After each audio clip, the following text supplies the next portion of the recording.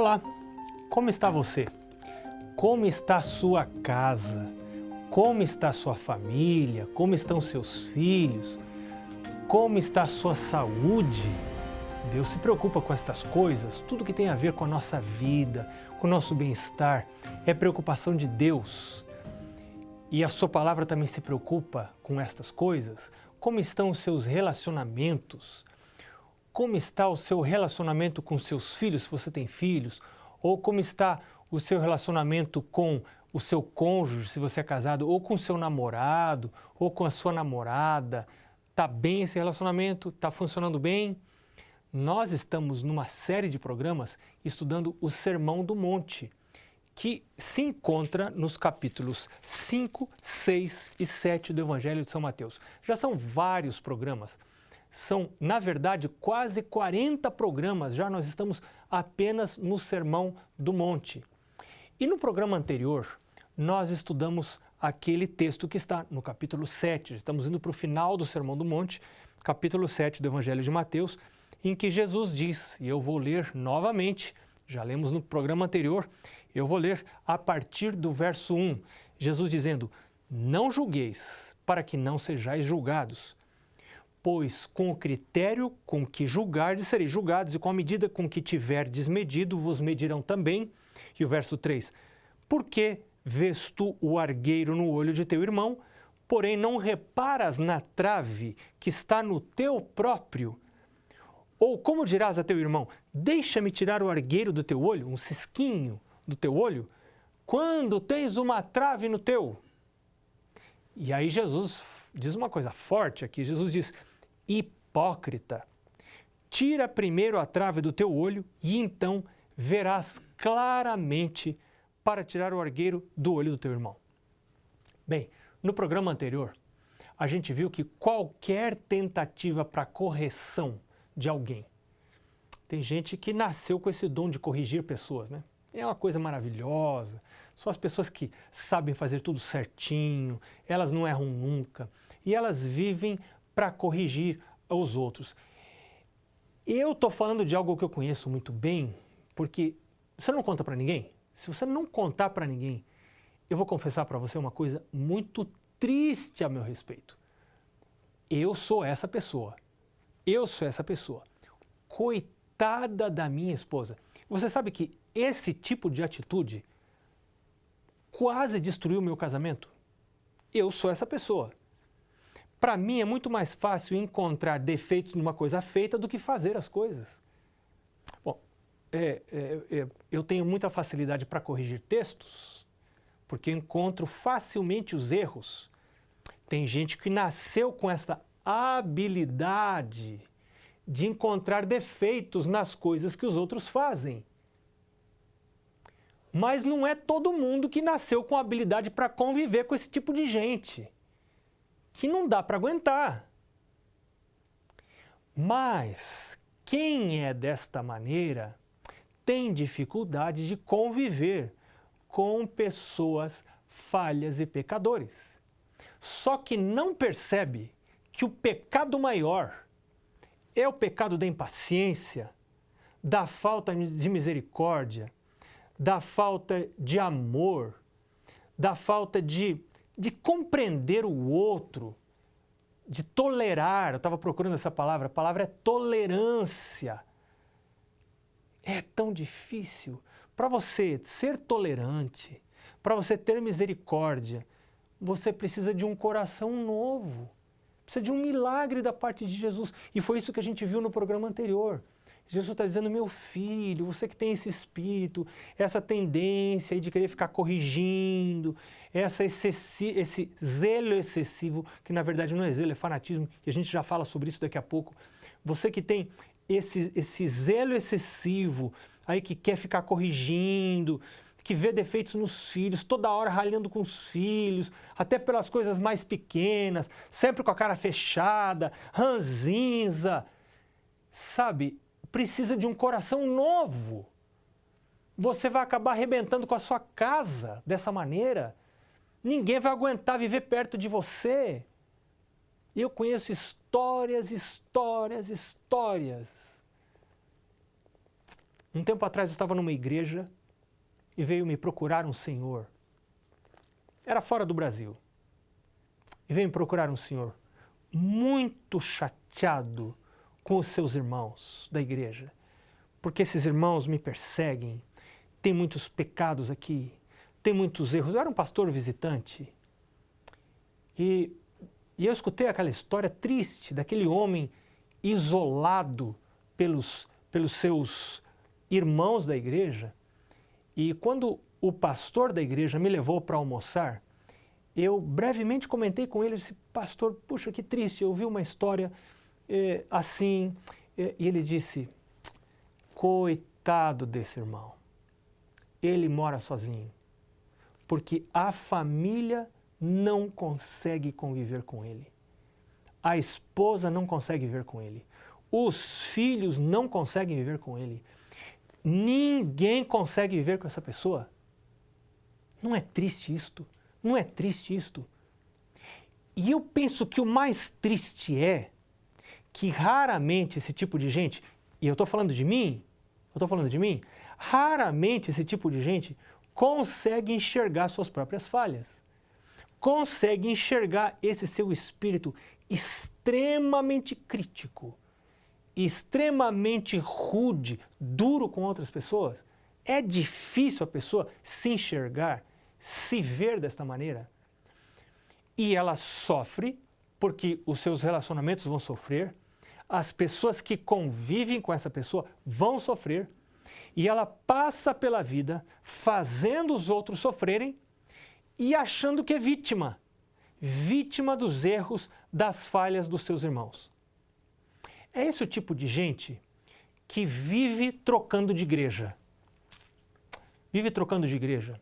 Vive trocando de congregações, às vezes não troca de religião, permanece na mesma religião. Eu já encontrei muita gente assim, pastor, eu não vou frequentar mais essa igreja aqui, vou frequentar aquela do bairro vizinho ali, porque essas pessoas aqui, olha, não consigo conviver com essas pessoas, elas têm isso. E o que eu tenho dito para essas pessoas, o que eu tenho aprendido com muita dor, com muito sofrimento, no meu casamento, na criação dos meus filhos, meu irmão, se você mudar dessa igreja para aquela outra por causa das pessoas dessa igreja aqui, lá você vai encontrar as mesmas pessoas. O mesmo tipo de gente vai estar lá. Não fuja, porque esses conflitos interpessoais, eles nos ajudam a crescer. Sabe, eu vi uma história de um forasteiro que chegou numa cidade. E um sábio estava sentado à porta da cidade. E esse forasteiro perguntou para o sábio, que estava sentado à porta da cidade, eu estou vindo de uma longa viagem, eu estou procurando um lugar para me estabelecer. Eu tive que fazer essa viagem e agora eu quero me estabelecer em algum lugar e eu queria saber como são os moradores dessa cidade. O sábio olhou para ele e disse, me responda uma coisa. Como eram as pessoas da cidade de onde você saiu? E ele então disse para o sábio, eram pessoas horríveis, muita gente mau caráter, muita pessoa maldosa, muitas pessoas críticas, muitas pessoas com maus pensamentos e más intenções. Então o sábio disse para ele, meu amigo, é assim que são as pessoas aqui desta cidade. E aquele rapaz se foi.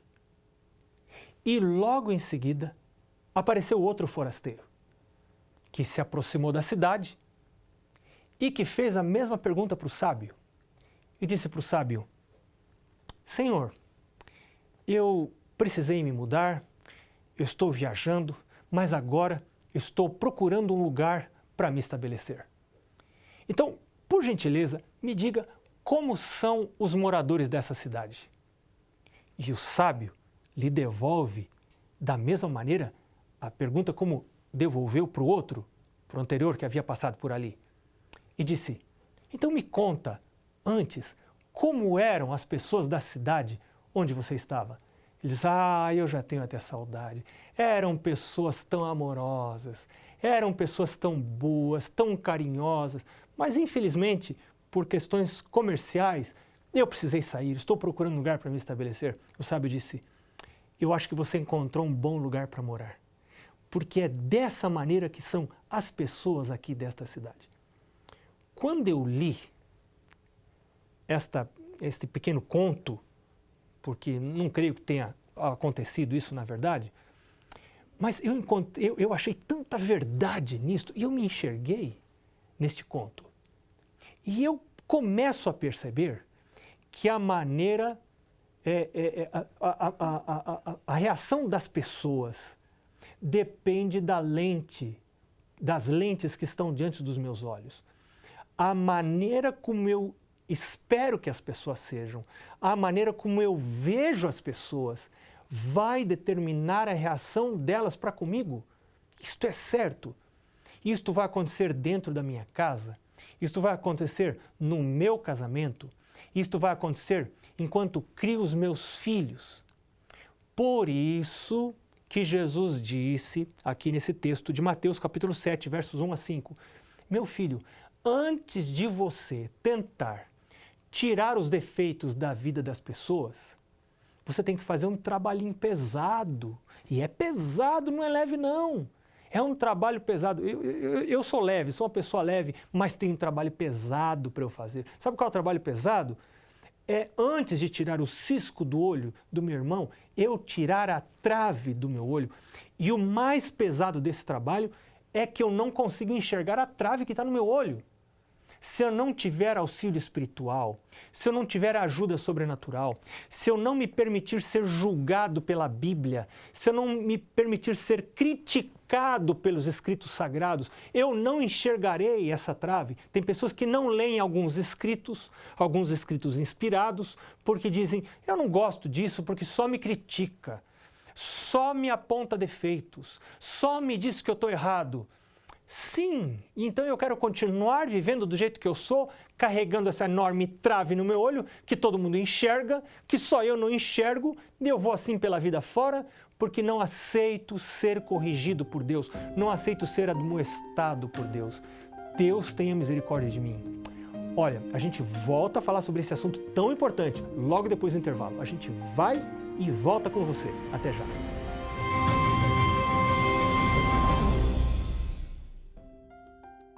Bom, a gente está de volta para falar desse problema, dessa encrenca, que é uma pessoa, como eu disse para você que eu sou assim, ter nascido com espírito de crítica.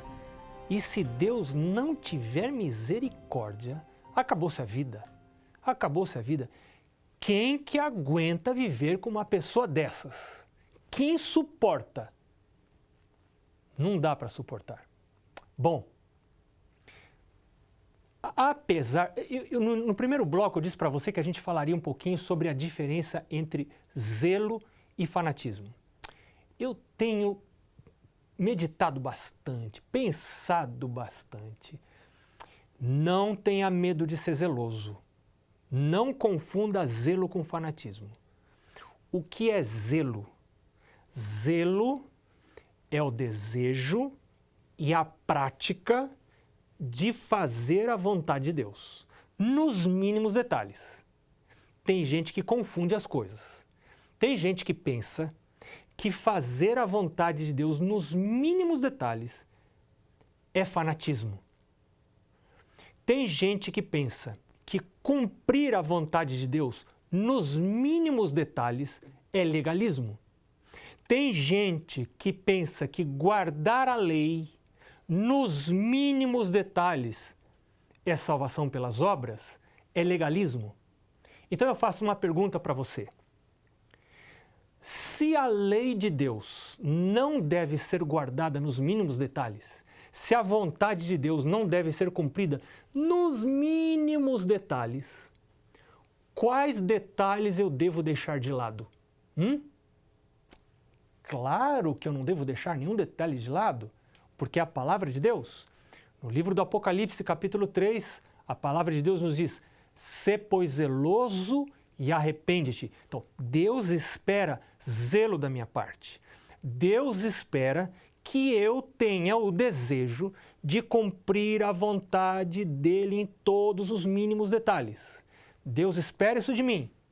E se eu não tenho esse desejo, eu preciso orar como Davi e dizer, meu Deus, cria em mim um coração novo, cria em mim um espírito reto, me dá um espírito, um desejo de fazer a tua vontade, porque eu não tenho. E eu não tenho mesmo.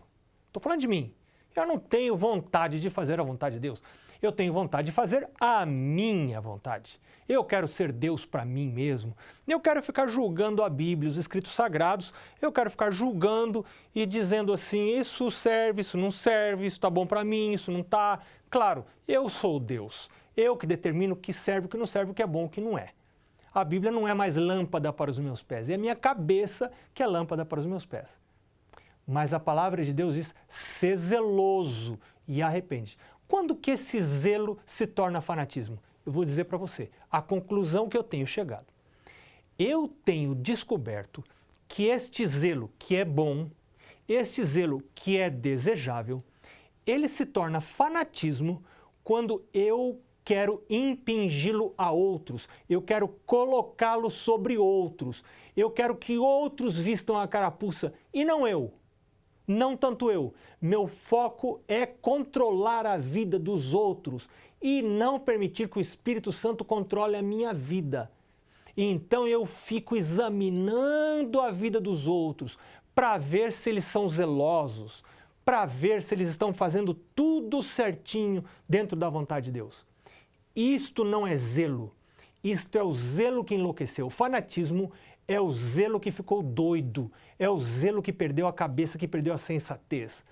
Fanatismo é zelo sem entendimento. Jesus disse, a palavra de Deus diz, que aqueles que viviam na época de Jesus possuíam, alguns deles, e na época dos apóstolos, zelo, mas zelo sem entendimento. Então, quando você tem esse zelo sem entendimento e esse zelo sem misericórdia, este zelo sem bondade, isto é fanatismo.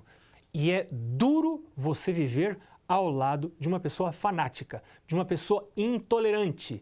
Então, quando o zelo é verdadeiro, quando a pessoa na sua vida ela aplica as verdades da palavra de Deus, quando na sua vida ela procura seguir os mandamentos de Deus nos seus mínimos detalhes, mas para si e com os outros, ela usa de misericórdia, ela usa de tolerância, ela usa de bondade, ela usa de carinho, porque ela pensa nas suas próprias fraquezas.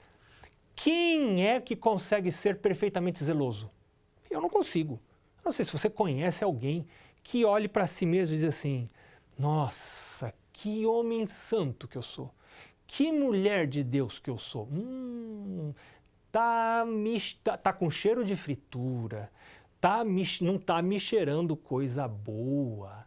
Quando a Bíblia diz assim, seja outro que te louve e não a tua própria boca. Cuidado com pessoas que falam bem de si mesmas. São pessoas perigosas, perigosas. Cuidado.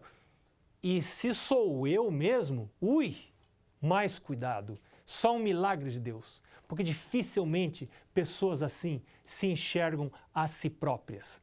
Então agora eu quero convidar você para ir comigo para o livro de Gálatas, capítulo 6, Evangelho de Gálatas, capítulo 6, o verso 1, porque aqui tem uma coisa muito interessante.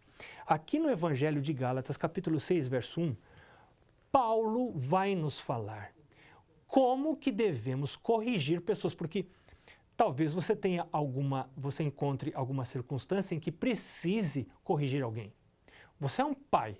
Você não vai criar filhos sem corrigir. Não, eu li lá no Evangelho, Jesus dizendo que eu não devo julgar os outros, eu devo primeiro tirar a trave do meu olho e para depois tirar o cisquinho do olho do meu filho. Como ainda não consegui tirar a trave do meu olho, não vou deixar meu filho viver do jeito que quiser.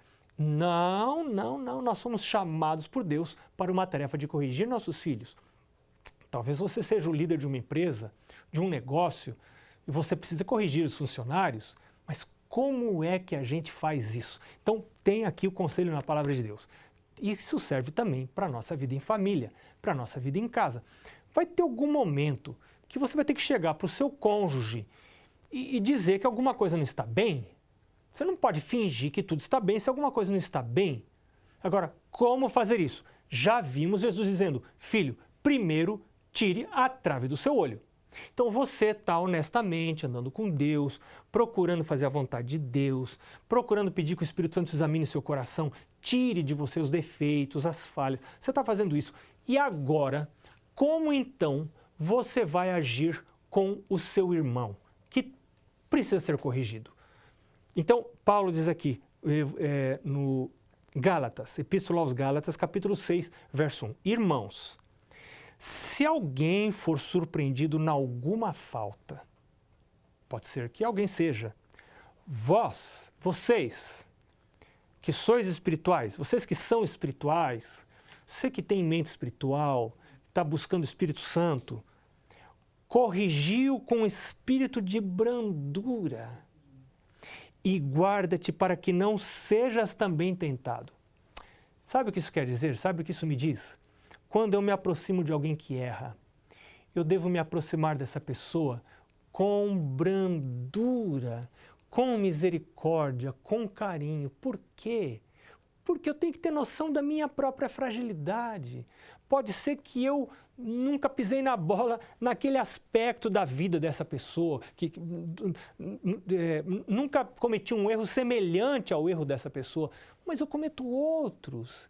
Eu posso estar cometendo erros em pensamento, eu posso ter motivações erradas para fazer coisas certas. Enfim, eu tenho que me aproximar de alguém que errou com a noção da minha própria fragilidade. É isso que a palavra de Deus está dizendo aqui. Se aproxime com espírito de brandura. Cuidado para que você também não seja tentado.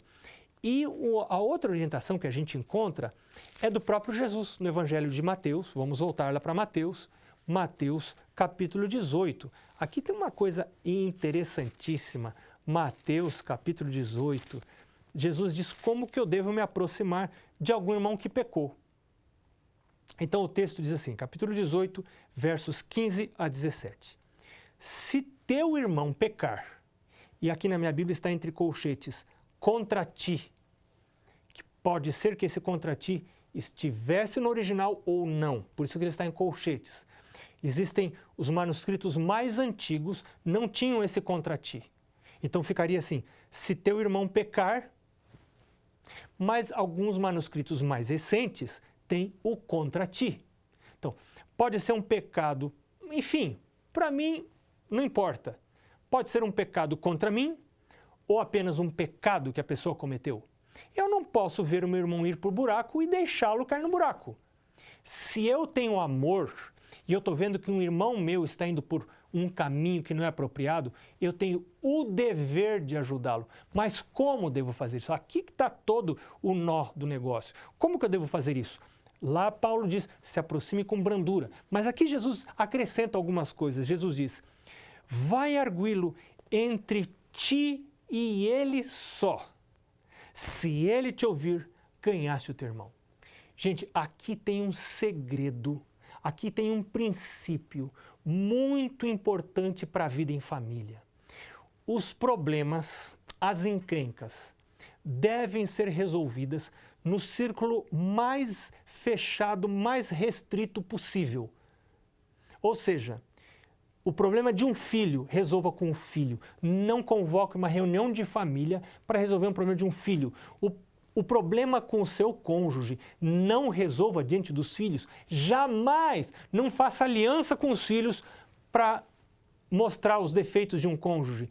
Não faça isso, porque essa pessoa vai se fechar, ela não vai ouvir você falar. Então Jesus está dizendo aqui, se teu irmão pecar, ou contra você, ou for um pecado que não é contra você, mas é um erro da pessoa, vai falar com ela. Você tem o dever de ir falar com ela, mas você tem o dever de ir com mansidão, com brandura, mas vá em particular, vá sozinho, resolva as encrencas, resolva os problemas interpessoais ou da pessoa no círculo mais restrito possível.